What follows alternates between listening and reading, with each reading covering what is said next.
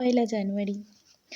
আর সবাই যখন পিকনিকে মত্ত ছিল, এবছর পিকনিক না থাকার দুঃখে আমি আমার বাচ্চাদের নিয়ে ভাবছিলাম কী করা যায় আলাদা। তো যেমন ভাবা তেমন কাজ, একটু চিকেন নিয়ে আসি, কারণ পরের দিনে সকালবেলা মাংস করার এমনিও প্ল্যানিং চলছিল। তো কী আর করব, সেই চিকেন থেকে কিছুটা বাছিয়ে নিয়ে ভাবলাম ছাদে গিয়ে নিজেদের মতো পিকনিক করি। যেই না বাবা তেমনি কাজ। শুধু চিকেন দিয়ে বানাইনি, আরও একটা জিনিস বানিয়েছিলাম, যেটা আমি পরের ভিডিওতে তোমাদের দেখাবো।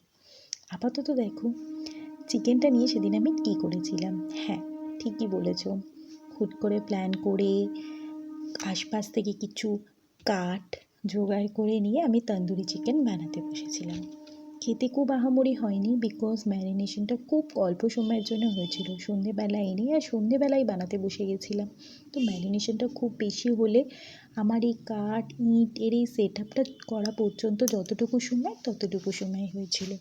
তাই জন্য ম্যারিনেশনটা ভালো না হওয়ার জন্য তন্দুরিতে তো জানো ভেতরটা জুসিনেসটা সেরকম ছিল না, তো একটুখানি চিউই হয়ে গেছিলো আর শক্ত হয়ে গেছিলো।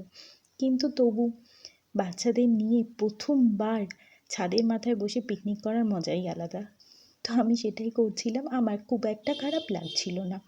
আমার আশেপাশে আমার ছেলেমেয়েরা আমাকে ঘিরে ঘিরে রেখেছিল, আর আগুনটা ছিল বলে ওদেরকে একটু দূরে দূরে আমি সরিয়ে রাখছিলাম। ওদেরকে আমি মোবাইলে বিক্রম বেতাল চালিয়ে দিয়েছিলাম, ওরা ওটা দেখতে হ্যাপি ছিল। আর পুরো পৃথিবী তো সেদিনকে এনজয় করতে ব্যস্ত ছিল, আমি আমার মতো এনজয় করছিলাম। বিয়ের আগে প্রত্যেক বছর এই দিনটা আমি আমাদের এখানে একটা স্পেসিফিক জায়গা আছে যতনগর স্ট্যান্ড, সেখানে আমি ঘুরতে যেতাম সমস্ত বন্ধুদের সাথে দেখা হবে ভেবে। আস্তে আস্তে সময় পরিবর্তন হলো, আর কোনো বন্ধুদের দেখাও পাই না, আর কারোর ফোনও আসে না সেভাবে। মোবাইলে হোয়াটসঅ্যাপে 10টা মেসেজ, আর এতেই আমার নিউ ইয়ার কেটে যায়। তো যাই হোক, মন খারাপ করে তো লাভ নেই, সারা জীবন একই জীবন থাকে না, এটা মেনে নিতেই হবে। তো দেখো চিকেন তন্দুরিটা আমি করছিলাম কিভাবে, কিছুই নয়, ম্যারিনেশনের জন্য কী কী ইউজ করেছি সেটা একটা ভিডিও তোলা হয়নি, কিন্তু কিছু ছবি আমি রেখে দিয়েছি তার জন্য, পরে আমি দেখাচ্ছি তোমাদের। আপাতত দেখো চিকেনগুলোকে আমি সেট কীভাবে করছিলাম। মাঝে মাঝে আগুনটা অনেক বেশি উঠছিল, আবার মাঝে মাঝে কমে যাচ্ছিলো। এই কাঠটাকে আমি ঠিকঠাক করে সেটই করতে পারছিলাম না। প্রচণ্ড ঠান্ডা ছিল, আমার গায়ে সোয়েটারও আমি দিইনি তাও, কিন্তু কারণ সামনেই আগুনের কাছে বসেছিলাম তো সোয়েটার দিতে লাগেনি। তো দেখো তোমরা ব্লগটা পুরোটা দেখলে বুঝতে পারবে। চিকেনটা আর কি একটু ড্রাই হয়ে যাচ্ছিলো, বারবার বাটার দিচ্ছিলাম, আর যতবার আমি বাটার দিচ্ছিলাম না সেই বাটারটা তলায় পড়ে গিয়ে আর কি আগুনটা খুব হাই হয়ে যাচ্ছিলো, আর তাতে চিকেনগুলো বারবার পুড়ে যাচ্ছিলো। খুব টেনশন হচ্ছিলো খাওয়ার যোগ্য হবে না হবে না, অনেক দিন বাদে এভাবে বানাচ্ছি, আর হুট করে প্ল্যানিং করে না অ্যাকচুয়ালি এইসব জিনিস হয় না। এগুলো করার জন্য মোটামুটি সকাল থেকে প্ল্যান প্রোগ্রাম করতে হয়, কিছু না অন্তত চিকেনটা ম্যারিনেশনটা করে নিতে হয়। চিকেনটা ম্যারিনেশন প্রপারলি না হলে না এইসব রান্নাগুলো একদম ওর্থলেস হয়ে যায়।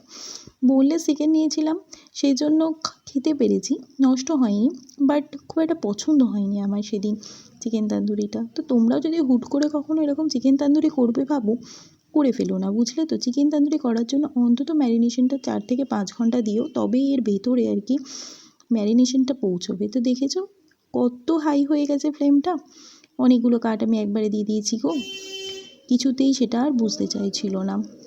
তো তার জন্য লাস্টেটাকে নামিয়েই ফেললাম।